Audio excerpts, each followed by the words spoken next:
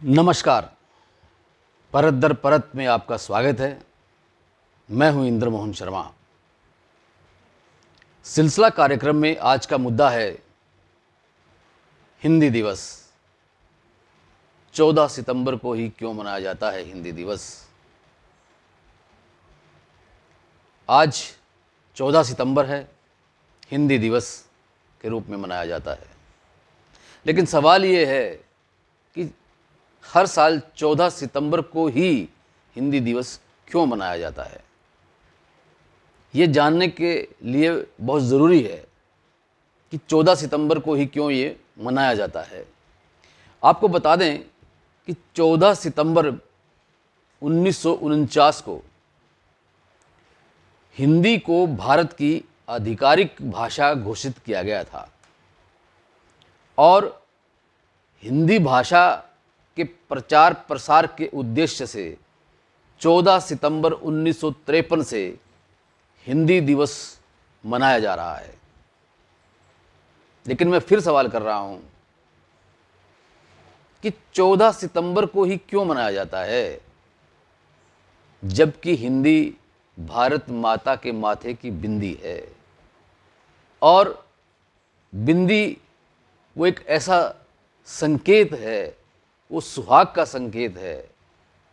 और क्या हम सब कोई माँ के सुहाग को ख़त्म करना चाहता है?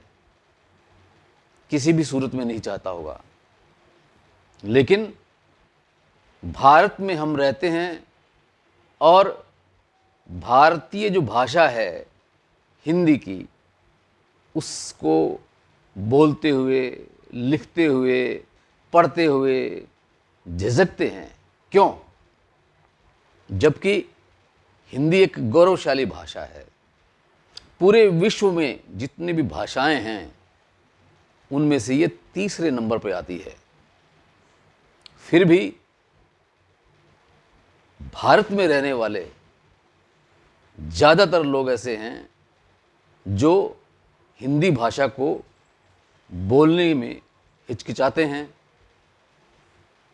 तो ऐसा क्यों होता है? मैं ये नहीं कहता कि भाषा का ज्ञान नहीं होना चाहिए।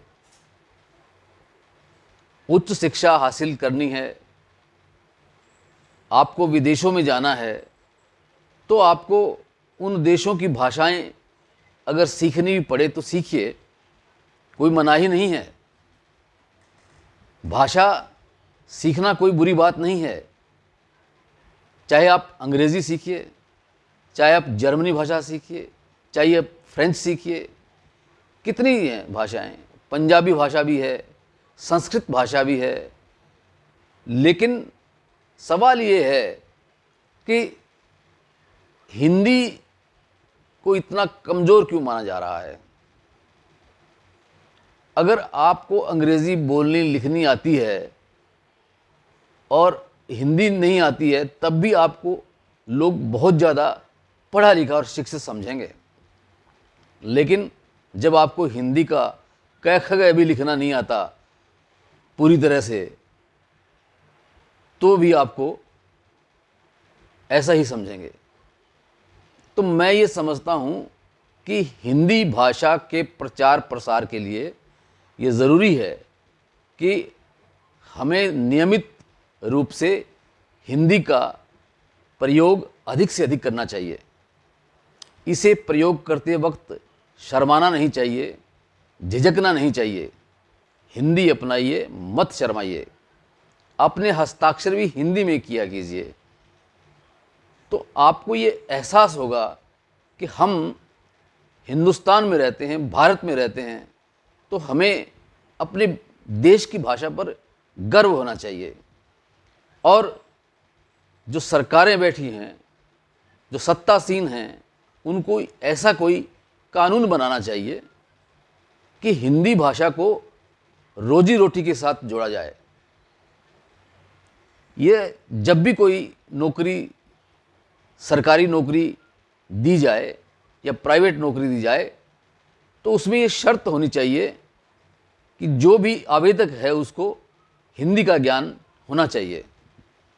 जब हिंदी भाषा को रोजी रोटी के साथ जोड़ दिया जाएगा तो मैं समझता हूँ कि हिंदी भाषा स्वतः ही अपने आप फलने फूलने लग जाएगी और इसका और ज़्यादा महत्व बढ़ जाएगा।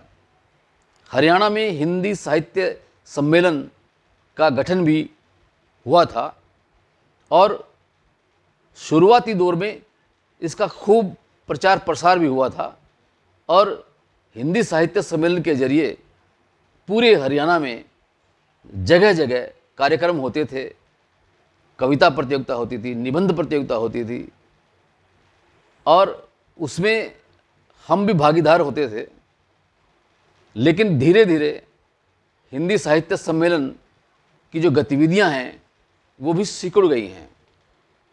ज़रूरत है फिर से हरियाणा प्रादेशिक हिंदी साहित्य सम्मेलन की संस्था को जीवित करने के लिए, फिर से उसे एक नया आयाम देने के लिए। तो मेरी आप सबसे ये अनुरोध है कि हिंदी दिवस को केवल 14 सितंबर के लिए ही न माने, प्रतिदिन हिंदी दिवस होना चाहिए। अगर आप रोज़ाना नियमित रूप से हिंदी को अपनाएंगे तो मैं समझता हूँ कि रोज़ाना हिंदी दिवस होगा और भारत माता के माथे की बिंदी हिंदी का अपने आप ही महत्व बढ़ जाएगा। सिलसिला कार्यक्रम में आज इतना ही। कल फिर किसी नए मुद्दे के साथ आपसे रूबरू होंगे। तब तक के लिए इंद्र मोहन शर्मा को इजाज़त दीजिए। धन्यवाद।